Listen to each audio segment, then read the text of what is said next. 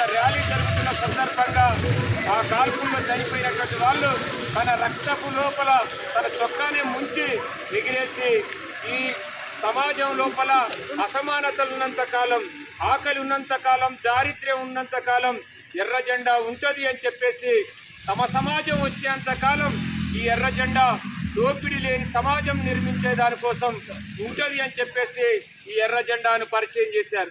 ఆనాటి నుంచి ఈనాటి వరకు ప్రజా సమస్యల మీద, కార్మిక చట్టాల మీద నిరంతరం పోరాడుతున్నటువంటి ఈ జెండా ఔన్నత్యాన్ని నర్సంలపేట కేంద్రంలో నిర్వహిస్తున్నామంటే ఈ జెండా భవిష్యత్తు లోపల సమరశీల ఉద్యమాలు చేయడానికి ఉండాలి. ఇప్పటికే మతోన్మాద వ్యవస్థ అయినటువంటి బీజేపీ నరేంద్ర మోడీ కేంద్రం లోపల కార్మిక చట్టాలను రద్దు చేసిండు. దాని స్థానంలో 4 కార్మిక కోడ్లు తెచ్చిండు. సమ్మె చేసే హక్కు లేదు, మనం పని గంటలు తగ్గించమని అడిగే హక్కు లేదు. ఇవాళ 12 గంటలు పని చేయాలని చెప్పేసి జీవో తీసుకొచ్చారు. దీన్ని తక్షణమే రద్దు చేయాలని చెప్పేసి అంటా ఉన్నాం. మనకి వాళ్ళు ఇస్తున్నటువంటి వెల్ఫేర్ బోర్డును రద్దు చేయబోతా ఉన్నారు. భవిష్యత్తు లోపల కార్మిక హక్కుల్ని కాలరాయాలని చెప్పేసి పెట్టుబడిదారులకి, కార్పొరేట్ సంస్థలకి ఊడిగం చేసేటువంటి ప్రభుత్వాన్ని గద్దె దించడం కోసమే కార్మిక వర్గం కంకణం కట్టుకోవాలి. ఈ వచ్చే పార్లమెంట్ ఎన్నికల లోపల మతోన్మాద బీజేపీని ఓడించే దాంట్లో కార్మిక వర్గం అగ్రగామిగా ఉండాలి. ఎందుకంటే మన హక్కులు కాపాడబడాలి అంటే, ప్రభుత్వ రంగ సంస్థలు ఉండాలి అంటే ఇప్పుడున్నటువంటి ఈ వ్యవస్థ మారాలి. ఈ వ్యవస్థ మారడం కోసం మనం అందరం కార్మిక హక్కులు, కార్మిక చట్టాలు తిరిగి పునరుద్ధరించబడాలంటే లౌకిక ప్రజాస్వామ్య ప్రభుత్వం రావాలి. ఇప్పుడున్నటువంటి మతోన్మాద ప్రభుత్వం కార్పొరేట్ వ్యవస్థను తీసుకొస్తా ఉంది. ఇక్కడున్నటువంటి కార్మిక చట్టాలని రద్దు చేస్తా ఉంది. కార్మిక హక్కుల్ని కాలరాయబడతా ఉన్నాయి.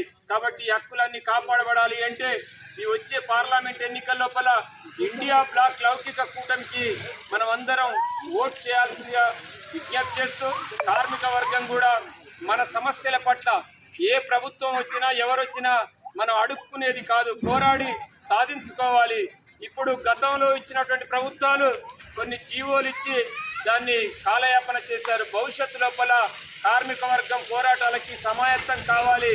మనం జూన్ 6 వరకు ఎన్నికల కోడ్ తర్వాత మనం మన చట్టాలను నిలబెట్టుకోవడంలో, మన హక్కుల్ని రాబట్టుకోవడంలో ఈ ప్రభుత్వం ఇచ్చిన వాగ్దానాల్ని నెరవేర్చేంత వరకు సమరశీల పోరాటాలు చేయాల్సిందిగా విజ్ఞప్తి చేస్తూ, ఈ కార్యక్రమంలో పాల్గొంటున్నటువంటి ప్రజానికానికి, గ్రామ ప్రజానికానికి, కార్మిక వర్గానికి, అన్ని వర్గాల ప్రజానికానికి విప్లవ అభినందనలు తెలియజేస్తూ, నాకు ఈ అవకాశం ఇచ్చినటువంటి ఈ నర్సంలపేట కార్మిక రంగాలకి మరొకసారి కృతజ్ఞతలు, ధన్యవాదాలు తెలియజేస్తూ ముగిస్తా ఉన్నాను.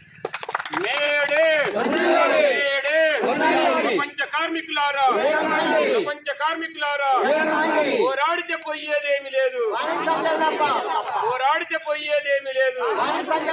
సిఐటియు జిందాబాద్, జిందాబాద్. సిఐటియు